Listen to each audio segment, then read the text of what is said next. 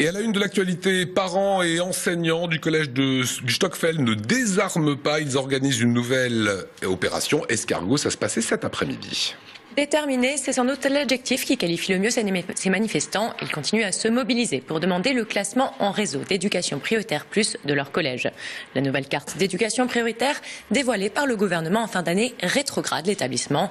Résultat, moins d'aide, moins d'aménagement et moins de dotation. Une décision qui ne passe pas du côté des enseignants et des parents d'élèves. Ils dénoncent des statistiques basées sur la zone géographique du collège et non sur la situation des élèves et de leurs familles. Malgré des blocages d'établissements, des manifestations et des opérations escargots, ils n'ont pas obtenu de réponse satisfaisante du rectorat. On écoute Dominique Hackett, professeur au collège du Stockfeld. On a été rencontrés, c'est déjà un grand progrès. On nous a partiellement écoutés, mais on ne nous a pas entendus. Au final, nous n'avons gagné qu'un suivi du rectorat sur les 4 années, ce que nous avons nommé une commission obsèque des revendications du réseau du Stockfeld. Taper plus haut, ça a déjà été fait et nous avons déposé un autre dossier avec l'ensemble des chiffres que nous avons, à la fois sur le niveau socio-économique, mais aussi sur le niveau de violence du quartier, directement au ministère de l'Éducation nationale. Donc nous espérons que la ministre prendra le temps d'étudier notre cas particulier qui est celui du réseau du Stockfeld pour pouvoir effectivement rendre justice à la fois aux enseignants du réseau du Stockfeld mais aussi à l'ensemble de la population et notamment les enfants du Stockfeld. Pour nous, la seule certitude que nous avons, c'est que nous avons 7 mois de mobilisation devant nous et je pense que nos actions continueront et s'amplifieront jusqu'à ce qu'on écoute effectivement les nécessités du réseau du Stockfeld en moyens pour pouvoir intervenir auprès des élèves qui nous sont confiés. Le nouveau responsable des marchés de la compagnie Ryanair était en visite aujourd'hui à l'aéroport de Bâle-Mulhouse. L'occasion de présenter les perspectives et les projets d'avenir de la compagnie sur l'Euro-Airport. Le nouveau responsable a un objectif, changer l'image de Ryanair. Malgré la concurrence d'une autre compagnie low cost, EasyJet, Ryanair compte bien se développer sur la base de Bâle-Mulhouse. Aujourd'hui, seules 2 lignes sont assurées, jusqu'à Londres tous les jours et jusqu'à Dublin 3 fois par semaine. La compagnie aérienne fête cette année ses 30 ans, l'occasion de lancer davantage de projets. Réaction du nouveau responsable des marchés. Pour Ryanair et pour moi, on voit Bâle-Mulhouse comme un aéroport qui est très central, qui peut être très utile pour des gens de business. Et on se dirige plutôt vers les gens de business en ce moment. Et bien sûr, on continue avec les consommateurs normaux, à part des gens de business, bien sûr. Les familles et les autres. Cette année, ça ne va pas beaucoup changer. Ça veut dire qu'on attend des nouvelles avions des États-Unis. On a commandé 380 avions qui vont être en Europe entre l'année prochaine et 2024. Alors ça va donner beaucoup d'opportunités pour l'expansion de Ryanair en Europe et bien sûr aussi ici en Suisse et en France et en Allemagne, etc. Mais je ne vois pas ça comme concurrence. Moi, je sais que EasyJet est très fort ici à Bâle. On veut concentrer sur nos propres routes et on verra après ce qui va se passer. Mais bien sûr, Ryanair devient de plus en plus grand, alors on a confiance en lui-même. Dans l'actualité, le planning familial de Mulhouse fête ses 51 ans cette année, l'occasion de revenir sur un demi-siècle de combat pour le droit des femmes. Droit à la contraception et droit à l'avortement. Durant ces 50 années, le planning familial de Mulhouse a largement participé aux luttes féministes. Aujourd'hui, les salariés et bénévoles du centre ont un mot d'ordre, continuer à militer. L'association accueille anonymement et gratuitement tous les publics pour poursuivre son message de prévention et intervenir sur leurs interrogations. Sexualité, conseil conjugal, violence, mariage forcé, les domaines d'action des bénévoles se sont étendus. 50 ans après, l'association considère que militer reste une nécessité. L'égalité homme-femme n'est pas encore une réalité. Reportage sur place de notre correspondante orinoise Émilie Jaffrette. Né en mai 1964, le planning familial de Mulhouse souffle cette année sa 51e bougie. Un demi-siècle d'éducation populaire et de combat pour les droits des femmes. Structure entièrement bénévole au départ, le planning familial s'est professionnalisé à partir de 1998. Monique, Anne-Sophie et Bertrand sont des salariés de l'association. Une association dont les missions sont les mêmes un demi-siècle après sa création. Amour, sexualité, contraception, avortement, prévention, MST, VIH. Aujourd'hui encore, il est toujours compliqué de faire comprendre aux gens que le dépistage concernant le VIH est important. Si la prévention par la peur, celle qui était utilisée dans les années 80 n'est plus, les barrières existent toujours. Aujourd'hui, la politique est à la réduction des risques, mais le message reste le même. On en a moins peur parce qu'il existe un traitement. Ce traitement diminue effectivement la crainte par rapport à la maladie.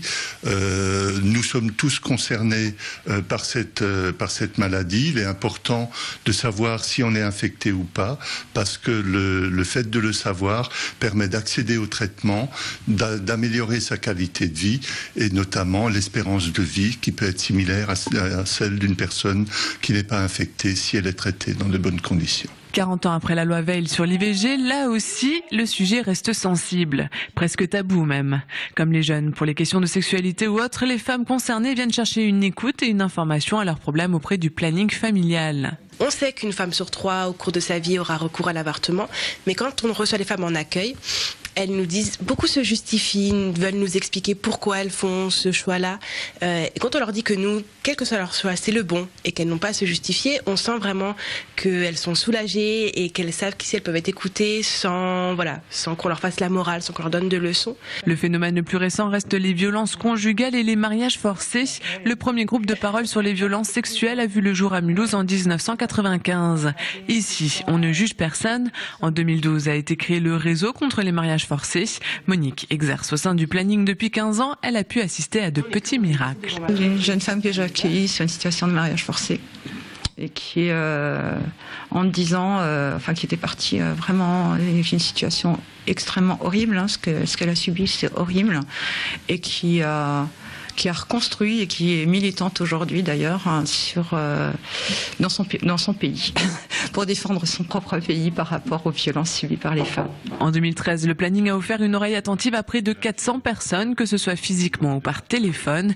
Une association dans laquelle un tiers de l'activité est réalisé par les bénévoles. Ils sont 14 à Mulhouse. Preuve que le travail ne manque pas, le planning familial 68, un demi-siècle après sa création, se retrouve à l'Étroit dans ses locaux avenue Kennedy. Et page sport dans ce JT, vous l'avez peut-être suivi hier sur notre antenne, le match de la SIG et on est éliminé. La victoire était impérative hier soir à domicile contre Saint-Pétersbourg pour espérer continuer l'aventure en Eurocoupe. Mais les Alsaciens sont tombés de haut, battus 61-73 par leurs adversaires russes. Ils laissent filer leur ticket pour les 8e de finale. Irrésistibles ces dernières semaines, les basketteurs de la SIG sont totalement passés au travers de ce match. Les Russes ont évolué une classe au-dessus, faisant déjouer les cadres strasbourgeois.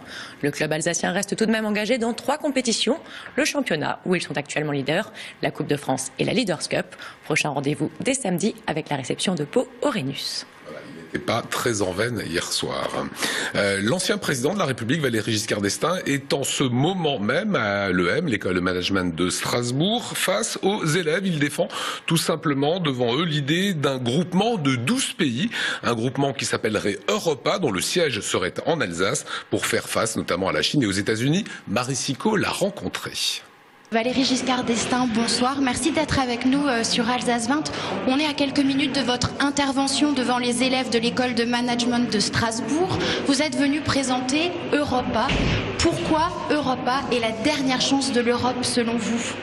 Parce qu'à l'actuel, l'Europe ne marche pas bien, on le sait, tout le monde le sait, chômage élevé, croissance faible, discussion à l'intérieur de l'Europe, crise monétaire sur la bordure, ainsi de suite. L'Europe ne marche pas bien, elle a marché tant qu'elle avait un projet. Et le projet, c'est les projets des pays qui veulent avancer en Europe, c'est-à-dire qui veulent pousser plus loin l'intégration européenne.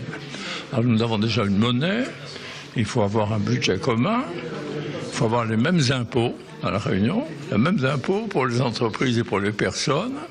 Il faut ensuite mettre la dette en commun et avoir une solidarité financière. Et si on fait ça, on sera un grand pays, comme les grands pays du monde moderne, et les gens se sentiront plus heureux. Est-ce que c'est pas l'objectif, ça, normalement? Est-ce que c'est pas la mission de l'Union européenne? Pourquoi cette organisation parallèle, quelque part? Parce que dans l'Union européenne, vous avez des gens qui ne veulent pas faire ça.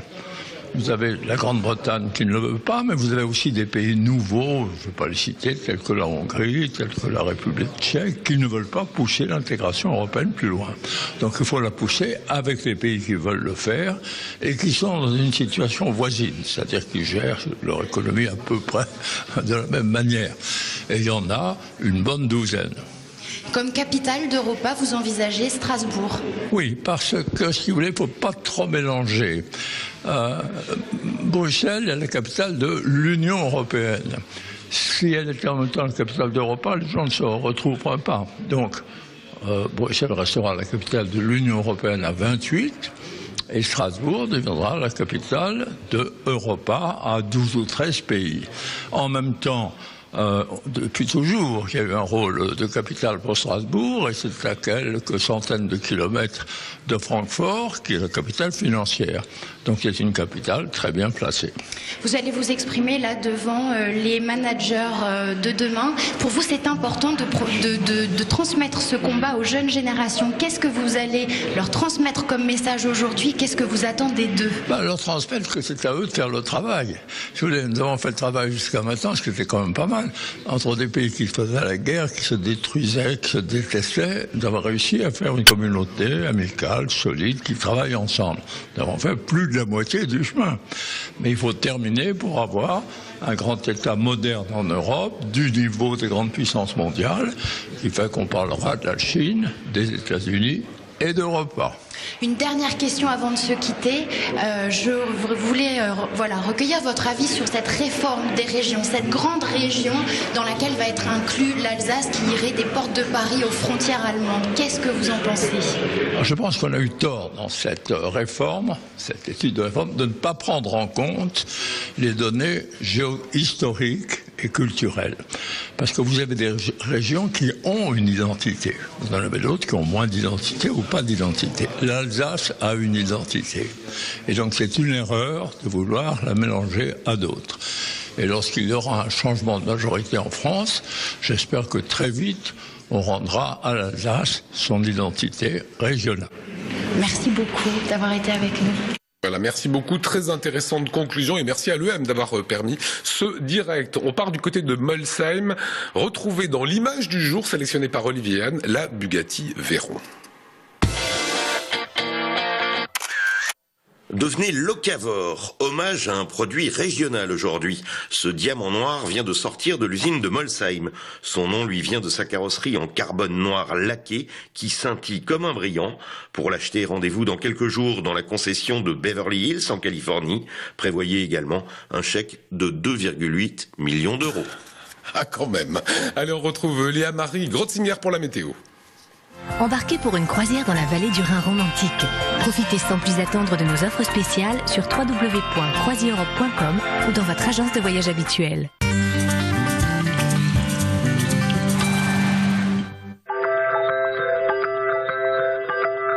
Bonsoir à tous, c'est un réel bonheur de vous retrouver pour vous annoncer enfin de bonnes nouvelles.